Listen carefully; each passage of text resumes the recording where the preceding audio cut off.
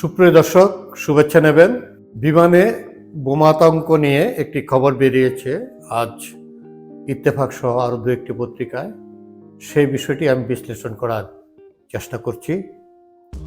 ইতালির রোম থেকে ঢাকাগামী বাংলাদেশ এয়ারলাইন্সের একটি ফ্লাইটে 34 কেজি উচ্চ ক্ষমতা সম্পন্ন বিস্ফোরক রয়েছে এমন এক গুজব হোয়াটসঅ্যাপের মাধ্যমে ছড়িয়ে দেয় পাকিস্তান এই গুজবটি ছড়িয়েছে হোয়াটসঅ্যাপের মাধ্যমে। বিষয়টি গুজব তা পরে প্রমাণ হয়েছে। এটি যে গুজব তা প্রমাণ হয়েছে পরে, কিন্তু প্রথমে বাংলাদেশের যার কাছে এই বিষয়টি হোয়াটসঅ্যাপের মাধ্যমে এসছে সেই বিষয়টি ঊর্ধ্বতন কর্মকর্তাদের জানিয়ে দিয়েছেন এবং ঊর্ধ্বতন কর্মকর্তাদের মধ্যে একটা আতঙ্ক তৈরি হয়। তারা ছুটে যান বিমানবন্দরে যে নিরাপত্তার জন্য যা যা করা দরকার সব বিষয়ে তারা তৎপর হয়ে ওঠেন এবং সে কার্যক্রম ব্যবস্থা নিতে থাকেন। কিন্তু এর আগে ঢাকায় আতঙ্কে হুলস্থুল কাণ্ড ঘটে যায়। বিমানটি ঢাকায় পৌঁছানোর আগে থেকেই সর্বোচ্চ নিরাপত্তার ব্যবস্থা নেওয়া হয়। এই গুজব ছড়ানোর পরে, তখন তো আর গুজব যে বিষয়টা গুজব এটা জানতো না, পরে প্রমাণ হয়েছে, অনেক পরে প্রমাণ হয়েছে। বাংলাদেশ এয়ারলাইন্সের BG 356 নম্বর ফ্লাইটটি বুধবার সকাল 9টা 20 মিনিটে রোম থেকে ঢাকার হযরত শাহজালাল আন্তর্জাতিক বিমানবন্দরে অবতরণ করে।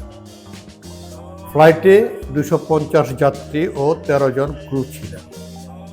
রোম থেকে বিমানটি আকাশে উড়ার আগেই বুধবার ভোর 5:30টায় ঢাকার বিমানবন্দরে ASP আব্দুল হান্নান রনির ফোনে পাকিস্তানের একটি নম্বর থেকে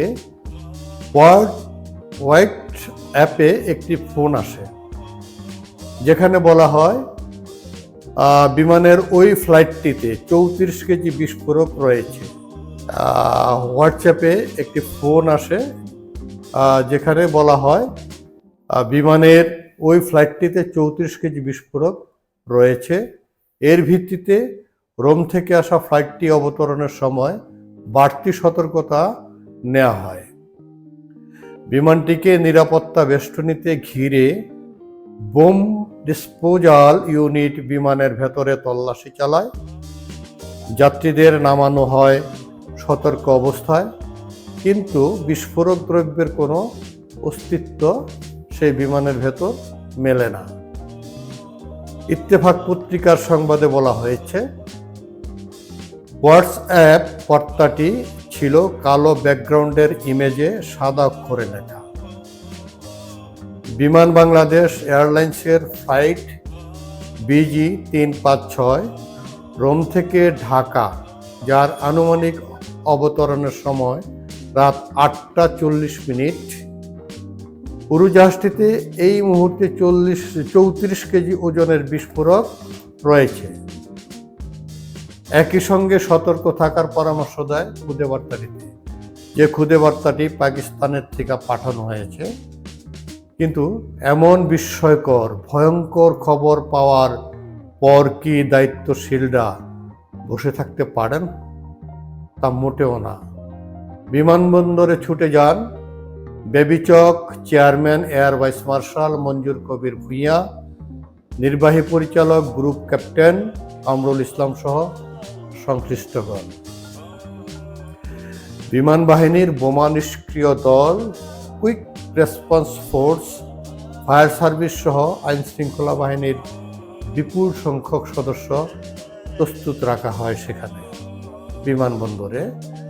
বিস্ফোরক দ্রব্যের কোনো প্রকার অস্তিত্ব খুঁজে না পেয়ে সংবাদ সম্মেলনে বিমান চেয়ারম্যান মঞ্জুর কবির ভূঁইয়া বলেন, আমাদের নিরাপত্তা যে কত সুসংহত সেটা আমরা বুঝিয়ে দিয়েছি।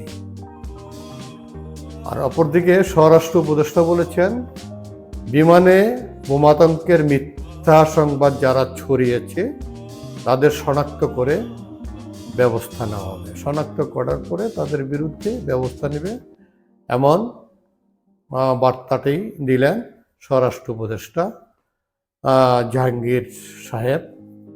দর্শক, ইদানিং পাকিস্তান প্রীতি অনেকের মধ্যেই চাঙ্গা হয়ে উঠছে দেখা যায়। পাকিস্তান কি বোমাতঙ্কের গুজবের মাধ্যমে সেই প্রীতিরই নমুনা দেখালেন?